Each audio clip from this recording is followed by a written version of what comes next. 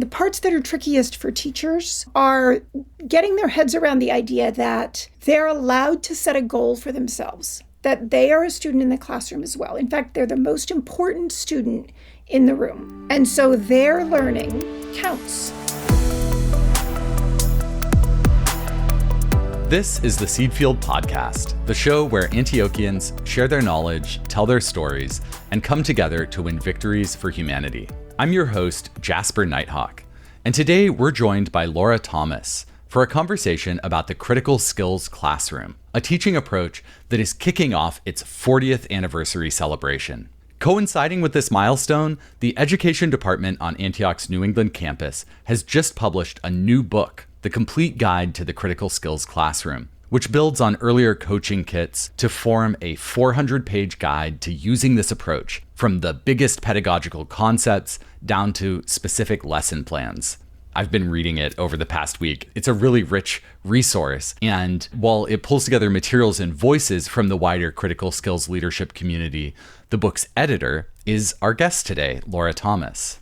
The Critical Skills Classroom is a really exciting approach, and it pulls together experiential learning, cycles of action and reflection, and the cultivation of emotional intelligence. And it brings them into one unified, refined approach. I mean, it's been going on for 40 years now, and that says something.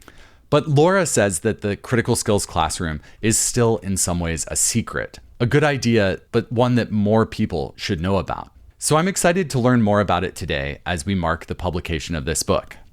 Let me quickly introduce our guest. Laura Thomas is core faculty in our education department. She's also director of the Experienced Educators program. And before coming to Antioch, she spent nearly a decade teaching high school English, debate, theater, and speech. She's highly involved in the Antioch Center for School Renewal, which is the home of the Critical Skills Classroom. Laura, welcome to the Seedfield Podcast. Thank you for having me. It's great to be here. So to start off, I always like to ask guests to disclose positionality. And when we're talking about education, which touches all people in our society, it's important to know different ways that power may come into conversation. So I can start off. I'm white. I'm a cisgendered man. I'm queer. I'm not living with a physical disability, but I do experience anxiety and depression, especially in 2025. I have a college degree and a master's, and I have steady housing and steady income. I would also disclose that I'm the parent of a 2-year-old. Laura, as much as you're comfortable, where are you coming to the conversation from? So I am a white cis hetero woman. I've been married to my husband for 32 years, and I live in a body that does what I want it to do most of the time, though I do have ADD, which, like many women, I just discovered when menopause hit. I discovered I had ADD, which is apparently a pretty common story these days. I also have, steady housing. I live in a home that my husband and I co-own with our bank. And I have been at Antioch for 23 years or so, so my income is also very steady. So I recognize all the privilege in that. Yeah, that's a lot of privilege, but also you're a working person in our society. So there are plenty of people with much more. So always good to reflect on that too.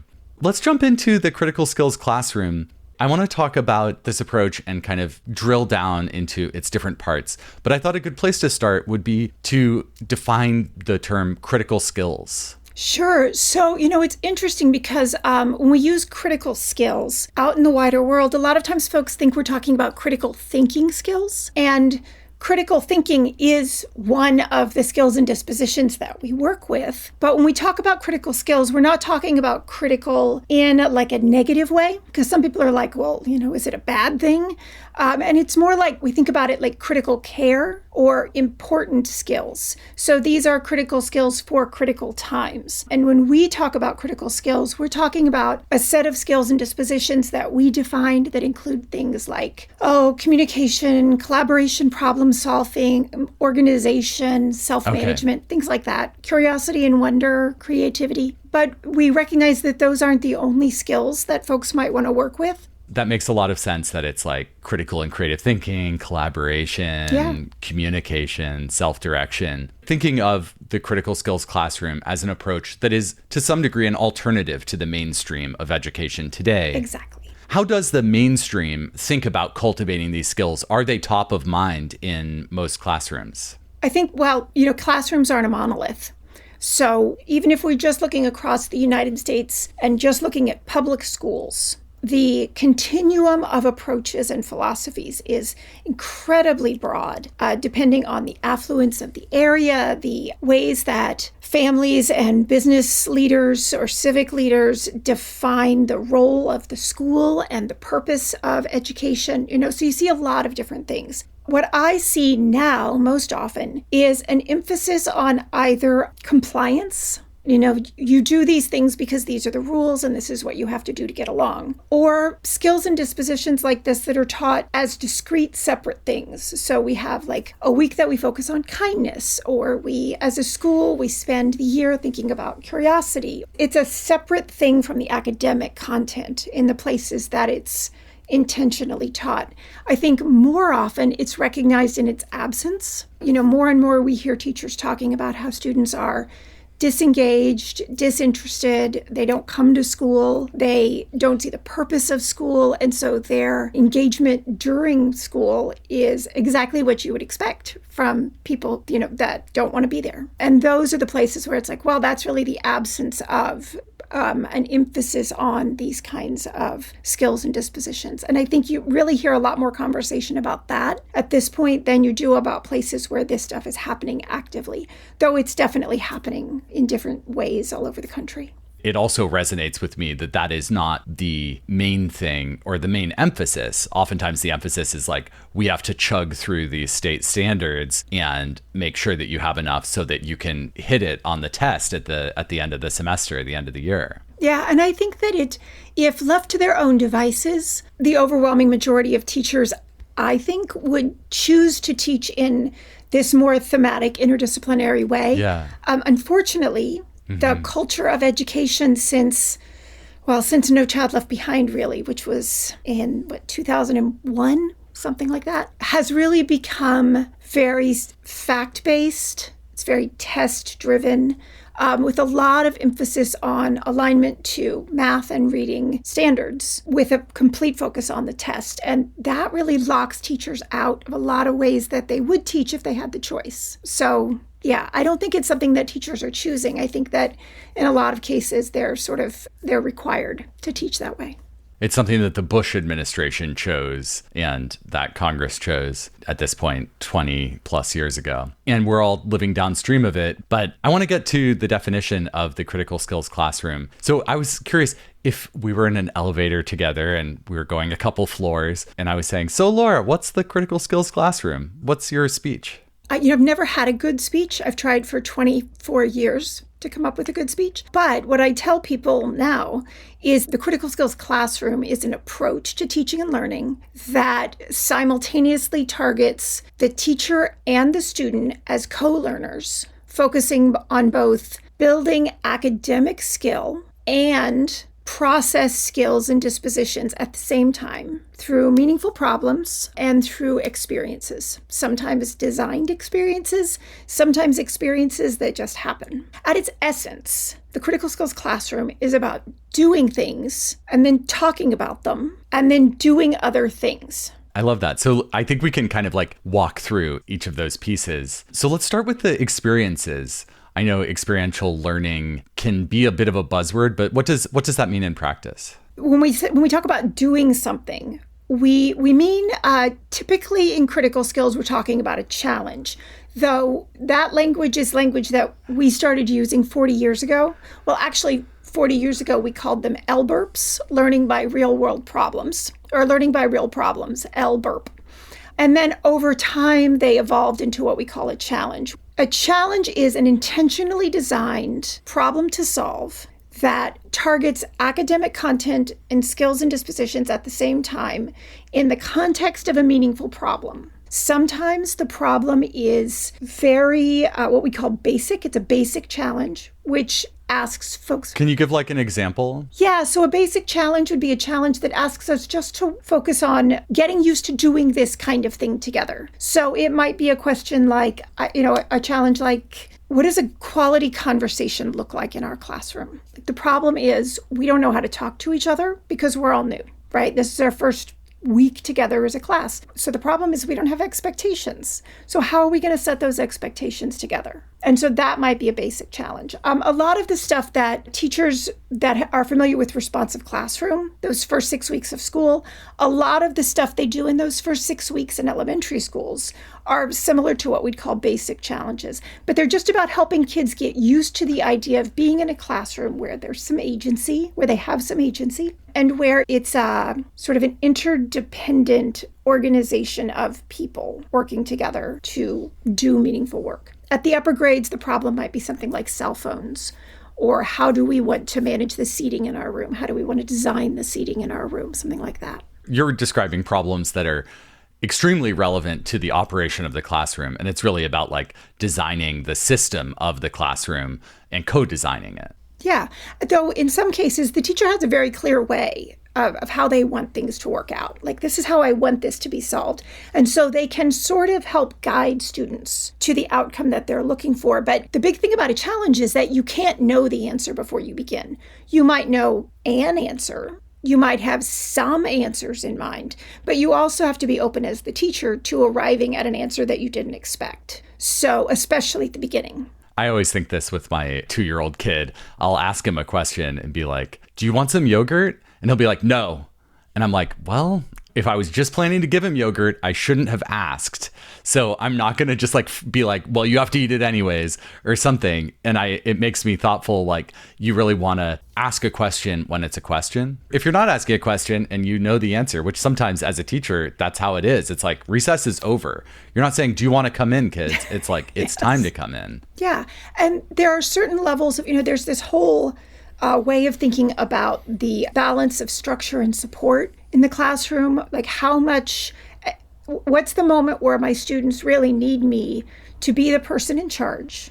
Yeah. So that they can sort of relax and know that they're safe. And then what are the moments where I need to back away because they can do it?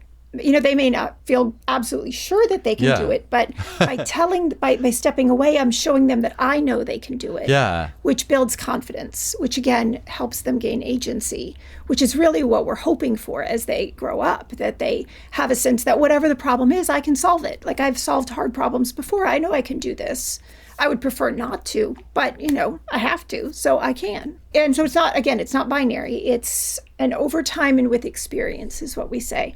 And then as we move forward, we layer academic content on. So as students understand how to do this, we have standard operating procedures for what we do when we have a messy problem. And then I give them a messy academic problem because they already have a sort of a way to approach it. So now we throw some academics on top. And then as we start to make those academics more complicated, we bring in more ideas, we draw from different places. I may decide to, create a scenario, some kind of a silly situation or something that's fairly realistic, where I'm asking students to imagine what it would be like to be an archaeologist in the year 2335, looking back on this period in history, or an alien who is landed on this planet and who is from a planet with this ecosystem and needs to figure out how to survive there's a lot of like skills that have to be developed there, and not just skills because we often have agency in different aspects of our life, but just like comfort and knowing that you can mess up and that's going to be okay too. And so starting in the practical and then getting to the more subject based makes a lot of sense on my end. And then the most advanced kind of challenge is the real world problem to solve, which is when people think about this kind of work, they often imagine that as like, well, this is what it is. It's either that or it's nothing.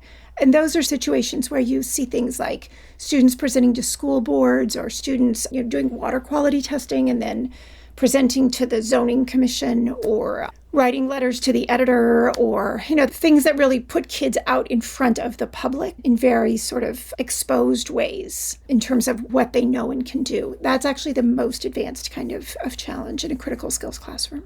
Thank you so much for clarifying what this kind of experiential learning and project or challenge-based learning can be. I think a lot of people, when they think of challenge-based learning, we think about engaging the problem. But then the critical skills classroom has these other two steps that seem really clear, which are exhibiting like sharing out the work and presenting what you learned about the problem, which students are asked to do, and then debriefing afterwards and saying like, how did that go? Was that too hard of a problem? Would we do something different next time? Should we have taken a different approach from the start? And like, it's kind of natural what the teacher's responsibility would be. It's like kind of like coaching them while they're dealing with the problem, and then maybe giving some feedback, pushing them to reflect a little bit more. But did I capture that? And why is this a powerful model?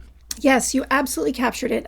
And I think the parts that are trickiest for teachers are getting their heads around the idea that they're allowed to set a goal for themselves, that they are a student in the classroom as well. In fact, they're the most important student in the room. And so their learning counts. Yeah. And so when they're designing a challenge, they need to think not just about what the students need, but also, okay, well, what's my growing edge? What do I need? What do I want to develop as a teacher? Or what am I not ready for? What do I want to avoid because I'm just not there yet? Or maybe I'm there sometimes, but right now I've got 1,000 things going on and I don't have the bandwidth. So keeping that in mind. The other piece is that coaching piece is walking that line between supporting and providing enough help without doing too much and sending kids the accidental message that you don't think they can do it. Yeah. So walking that line is hard because as teachers, we want to help. That's what we got into the field to do, right? We want to help. And when we see kids start to struggle, we can feel really good about the productive struggle, but there's a moment where the struggle becomes really super struggly and it gets uncomfortable. And our kids have been through so much. We don't want them to be uncomfortable. We don't want them to. So we step in to help. And by stepping in to help with direction rather than question or like just pointing at something or guiding eyes towards a resource, that kind of coaching is really hard for people to get used to doing. Because as soon as kids ask questions, we want to answer them. And in a critical skills classroom, ideally when a kid asks a question, we wait. Because most of the time when they ask questions, they already know the answers. Especially if they're procedural questions or if they're, what are we supposed to do again questions? Yeah. This is why I like the framing of coaching as opposed to teaching, because if we think of like a basketball coach, you know, the budding basketball player is like, I can't shoot the shot. You can say like, okay, we'll take 20 more shots. Or do you want to work on your form or maybe stand closer to the basket and let's see if we can get it really good from here. But you don't take the ball and just like sink a couple threes. No.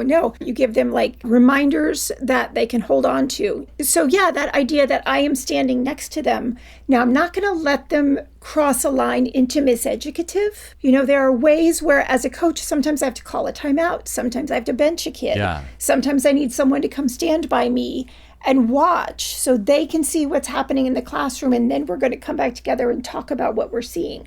It's not always going to work. Like it's messy and it's hard. But messy and hard is where learning happens. Yeah. It's just how do we keep it within the guardrails of that zone of proximal development, you know, so that everybody's working hard and engaged, but not panicking or bored. So we use this XY axis that has on one side, it's like the time that students have and the ill definition of the problem. And on the other, it's like how well defined are the resources. And then there's an array that comes out of the middle that's over time and with experience. So at the beginning, I'm going to give you a problem to solve, but everything you need to solve that problem is in this packet of paper that I'm giving you, or is something that we've already worked with. Everything you need to solve this problem is in this little box or this little bag. And then over time, as we get better, you're going to work with a partner too, because every time you add another person to a group, you add another layer of complexity. Yeah. And then eventually it's going to grow into something that's big and messy, but it's not the problem. It's not the experience that's the meaningful part. It's the reflection part. It's the metacognitive part where we look back and say, okay, so what did we do? And how did it work for us? Did we get what we wanted out of the steps we took? And then what do we want to do the same or differently next time we have a problem to solve? How can we remember that next time? And it doesn't matter if you're working with preschoolers or graduate students. that same metacognitive piece is equally important and equally relevant. I like that term metacognitive, which I hadn't really, I don't know that I've heard it before, but like thinking about thinking or like looking at the process of actually thinking through something or how our minds had worked approaching a problem. But I want to zoom out, and here we are marking 40 years since this got started at Antioch. Yeah. And of course, it's older than that too. And like many of these ideas have been percolating for a long time. But I was curious about the history of this approach. And I mean, we don't have time to like go deeply into that. That could be its own whole podcast. But how did this get started and how has it evolved? I know that it's not the same thing that it was 40 years ago. Oh, golly, no. So it actually started in 1981 when an organization called the Corporate Council for Critical Skills was formed as a response to a nation at risk. We now understand that a nation at risk was really a manufactured crisis, and we are living in the how did you put it? We're living downstream of that now. But this was like a Reagan era report that was like, we are falling behind the Soviets. Our kids can't read. And and it was all manufactured. But in a lot of places, there was a lot of concern. So in the Monadnock region of New Hampshire, which is where Keene is, which is where Antioch University, New England is, an organization called the Corporate Council for Critical Skills was formed. And it was a group of business leaders who met, and they talked about, what should we do? How can we fix this? Is there a thing to fix? So in 1982, they brought together 18 teachers for 5 weeks to explore the 2 questions. And I'm going to read these questions because I literally just discovered them today in an old file, and I love them. The first is, what skills are vitally important for students to have by the time they leave school in order to be successful in their lives? The second, what would a classroom be like that gave conscious and purposeful attention to the development of these skills? And those are awesome questions, right? Yeah, those are great. None of them are about like being productive employees or, they're just like, what does it take to be successful in your life? And we're not going to tell you what that means. And we're also not going to tell you what conscious and purposeful attention means. We're just going to ask these questions. So they brought these teachers together, and the teachers spent a lot of time thinking, well, how do we do it? And how do we do it in a way that's not an add-on? Our curriculum's already full. Yeah. I think it's also interesting that these business people did not prescribe curriculum. They had no interest in talking about curriculum because they trusted educators as professionals, and they knew that curriculum existed and it was good. I know. It was a different time. It was such a different time. And so the teachers came up with this, what we now call is critical skills. And at that point, it was just learning by real problems, or LBERPs, which I mentioned to you. And it sort of picked up steam. And then in 85, 86, we sort of formalized the idea of the critical skills classroom coming to live at Antioch New England Graduate School. It was the first service division, so the first non-credit or degree awarding entity in the institution. And now there are lots of service divisions, but we were the first. And then over time, we just sort of grew, and the first book came out in 88. And then since then, we've had institutes all over the world. Oh, I do want to say our first book was written by Wendy McGrath, who is still involved at Antioch University and still very involved in our community. She came on board and wrote that first edition of what was called A Guide Through the Critical Skills Classroom in 1988. Over time, we've worked with a team of teachers. We have this set of leadership folks who are practicing teachers who are using the critical skills approach in their classrooms. And they help us revise so that it reflects modern needs, so that the tools and processes that we are offering to teachers are relevant.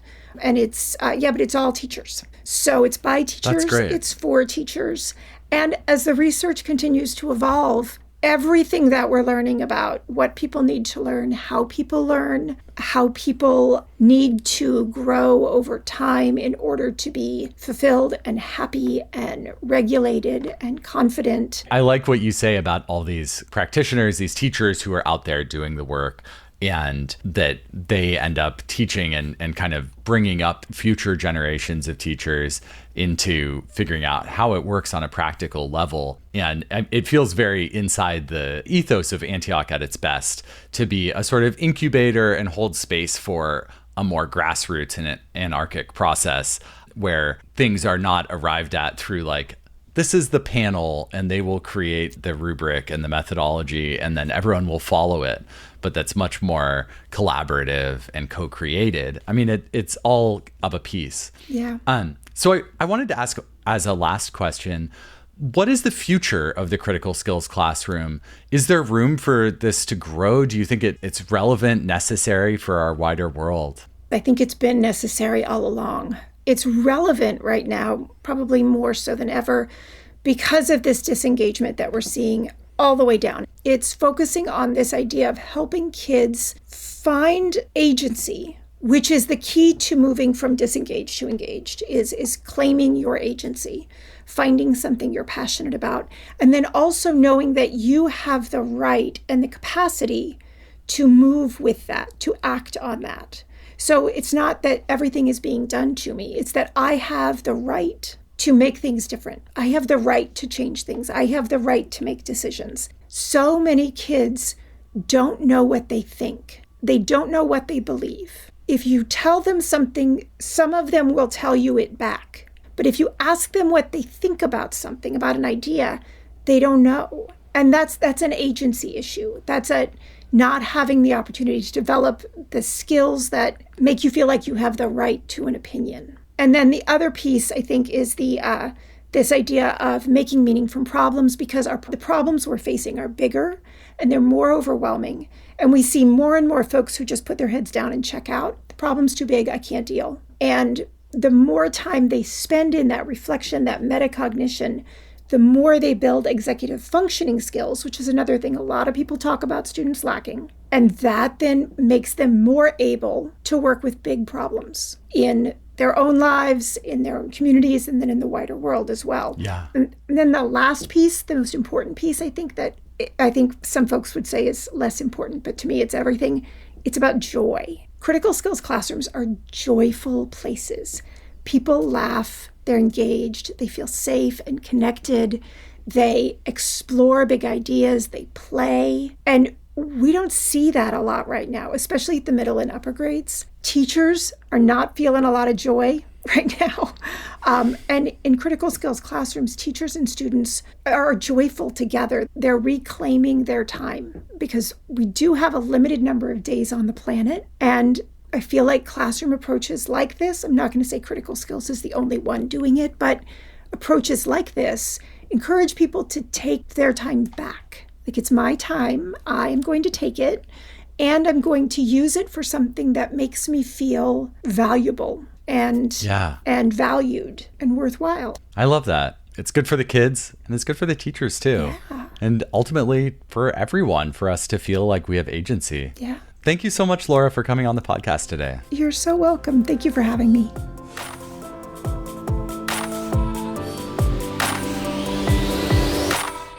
You can learn more about the Critical Skills Classroom by visiting the Critical Skills Classroom website, which is hosted within antioch.edu. We'll include a link to that specific website in our show notes.